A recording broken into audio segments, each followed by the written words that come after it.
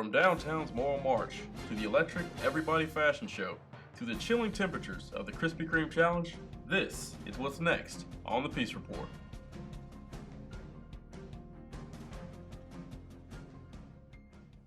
Hello, I'm Erin Hoggins. And I'm Terrace Miles.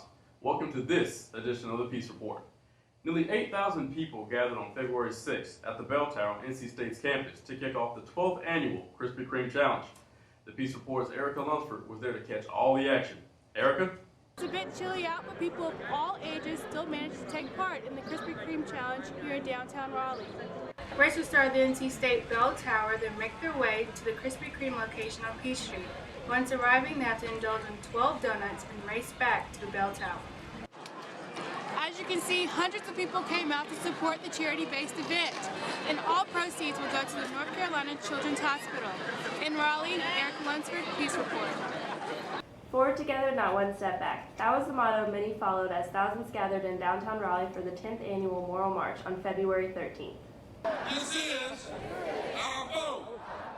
A wide variety of people gathered, each for their own reason. Whether it be voter rights or immigration reform, one student tells us why he chose to attend the march this year. I chose to attend the Moral March because everyone deserves equitable access to healthcare, education, and just to be able to vote.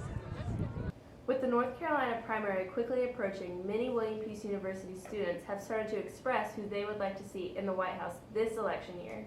University-wide poll results show that Bernie Sanders is the most favorable Democratic candidate on campus, leading the vote with 45%.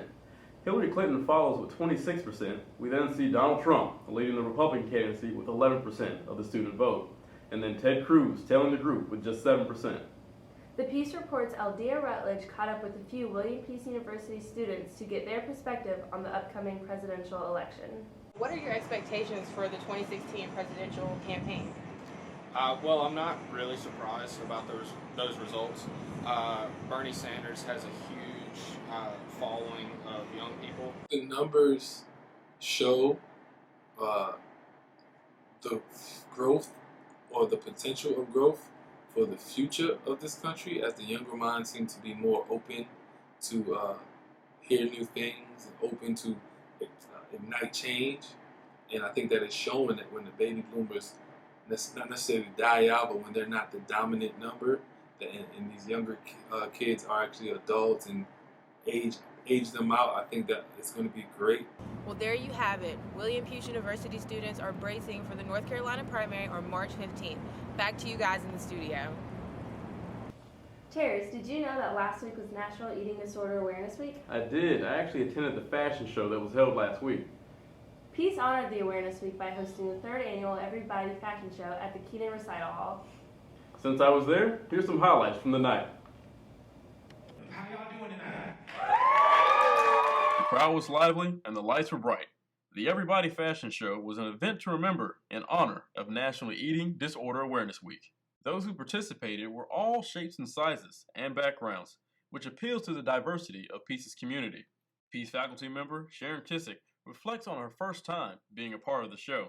To see the excitement in the girls' dressing room, doing each other's hair and makeup and selfies, and the guys got into it just as much, if not more, and that was great. And to see everybody shape and size, and that is important, so important today. Next year's fashion show will definitely be a tough one to follow after this year's thrilling turnout.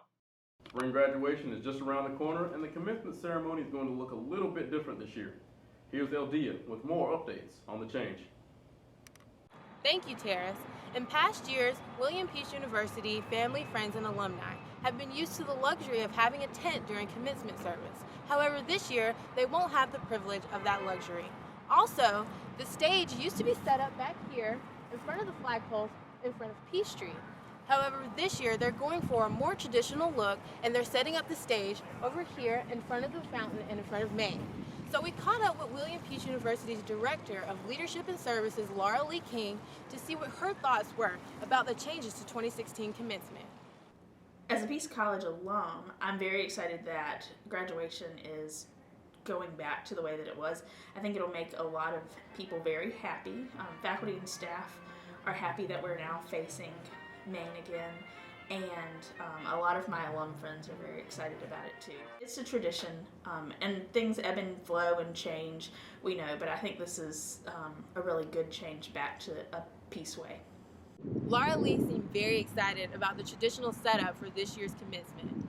We look forward to seeing these changes May 7, 2016 at 10 a.m. right here at William Peach University for the commencement service. Back to you guys in the studio. It's been a busy month for Peace Athletics. Erica, how about an update on the latest scores and plays? Erin, a busy month indeed. The men and women's basketball team have both closed out their seasons, while the softball team and baseball team are starting with a grand slam. But first, let's have a quick recap of the men and women's basketball teams. The men's team closed out their season in the opening round of the USA South Tournament. The upsetting loss came after playing against Covenant College, but the Pacers fought hard. Impactful players include junior Chris Thomas and senior Terry Rogers, both with 16 points. The men's team could not pull it off in the final quarter, ending the season with a score of 87-80. The women's basketball team closed out the regular season against Greensboro College Saturday afternoon. The Pacer Pride pulls away within the second half for a 95-60 point game loss. Women's top players were Susanna Skies with 16 points and Deja Cheatham with 9 points. Time to buy some peanuts and Cracker Jacks as the men's baseball team will start off their season playing against Southern Virginia. Much excitement is underway as the ladies start off the season's doubleheader playing against Salem College. Be sure to be in the stands to cheer on our fellow Pacers as they take on the season. And remember, you can get updates at any time at GoPeacePacers.com. Terrace? Peace had their latest annual and always fun Peanut Week. The week of Valentine's Day, students, staff, and faculty who choose to participate are assigned a peanut, a secret pile for the week. We caught up with Don Dillon for more information on Peanut Week activities.